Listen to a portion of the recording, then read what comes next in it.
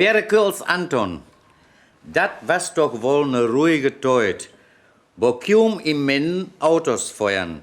Der Polbürger wollt noch gut bescheut, als Sperrwagen heu gut scheuern. Die Bauern wohnen meist in der Stadt, Perd trug fleutig den Pflaug übert Feld. Wenn schwor ging, bock der Knecht mit in Rad. Hij mocht sich harre quellen für het Geld. Uit Dörpen kämen de Väter mit Bäuer. De Winkelware uit unser Leun.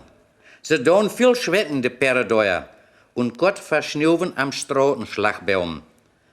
Bei Brutpaaren ging es feierlich her. Mit der Hochzeitskutske doen sie feuern. Und wenn dat Brutamt te inne dann wär, kam de Noberschaft zum Gratulieren. Bei deit den Postillon nicht mehr kennen. Hij saß ganz stolz op een gelben Wagen. Van Mennen naar Balve, van Balve naar Mennen, trokken de Perren illen mit Blagen.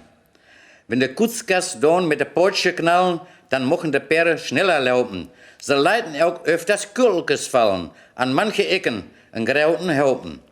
Mit Emma und Bissen kam Läusebett und door de Kürtels zusammenkrassen. Ze brach sie in Gorden, dann kon sie auch nicht dat ganze Gemeise besser wassen. De Straten und Gassen in unserem Mennen, do Perekuls Anton immer fägen.